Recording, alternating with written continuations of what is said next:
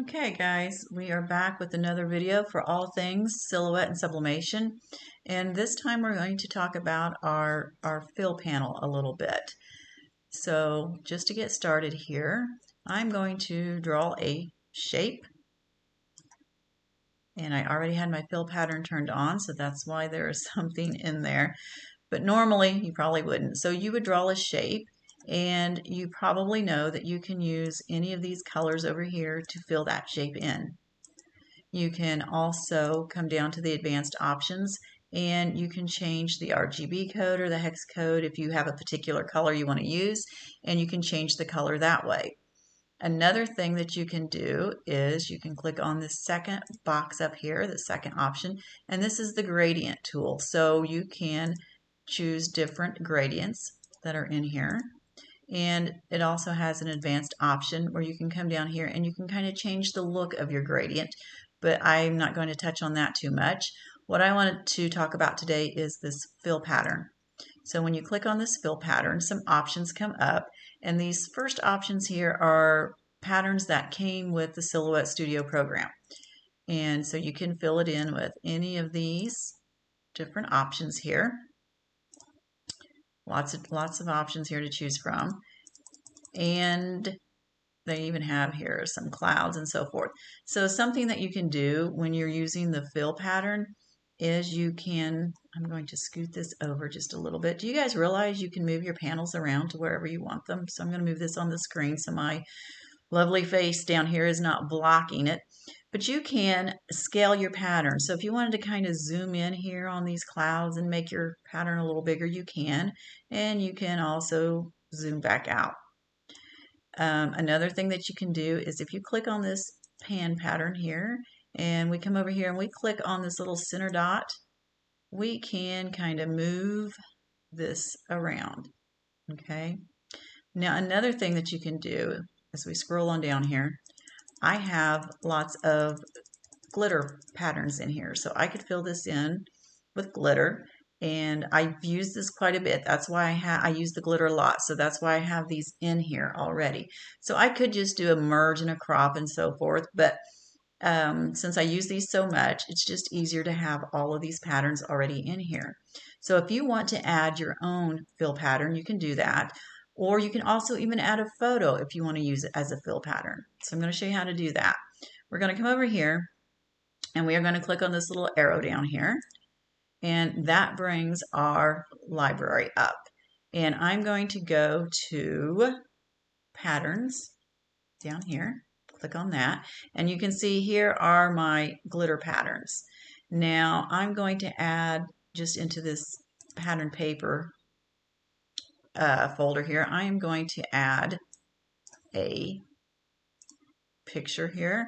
So I'm going to take this picture of my dog, and you've probably seen it before, and I'm going to take it and I'm just going to drag it, and I'm going to drag it down here to where it says pattern paper, and I'm going to let go, and there it is. So let's come back out here.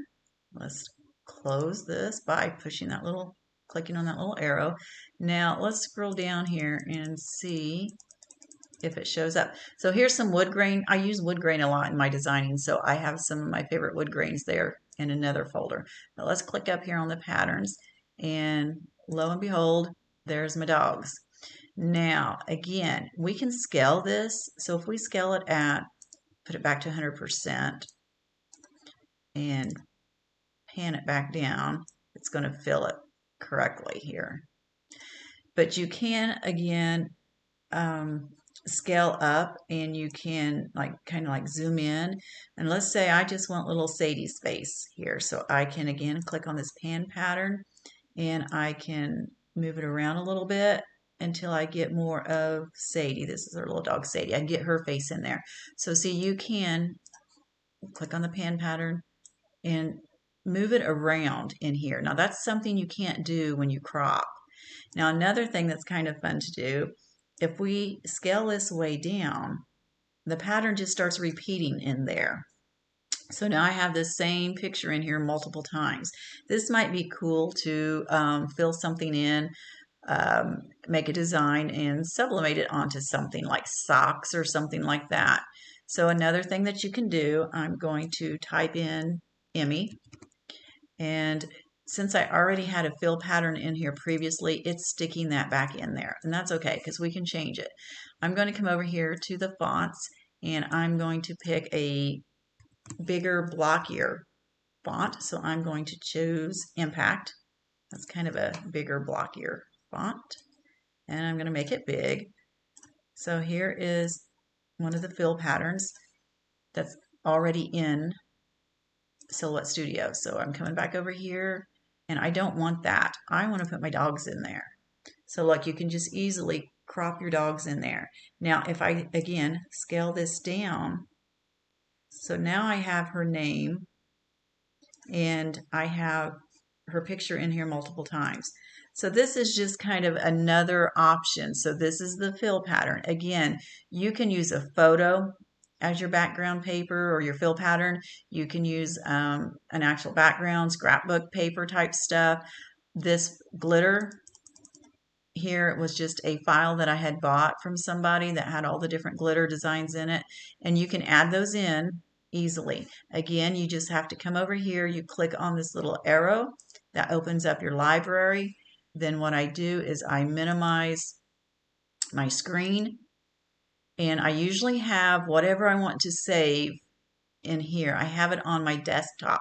So if I wanted to take this beautiful picture of Carlos and I and take it and put it down here in my pattern paper, I could just drag it in there. Now you see I have 3 in there. So now I'm going to bring my screen back up. If you click on this little arrow again, it just closes your library, scoots it over to the side there. And now let's say I want to put our lovely face in there. Not that I really would, but okay. And so again, I can zoom in on it by using the scale. I can also change the angle. So I said it wasn't really noticeable in your other, with the other patterns, but look here. If I click on these, see how that changes the angle? And you can also, if you don't want like the, 45, 90 degree, whatever, you can select your own angle. So if you wanted it tilted just a hair, you can come down here and do that. So there's just a lot of things you can do with this fill pattern. Again, add your own fill patterns in. Like I said, I like to use the wood a lot in my designs. So a lot of times just come in here and I can grab the ones that I like and that I use often, and they're right here.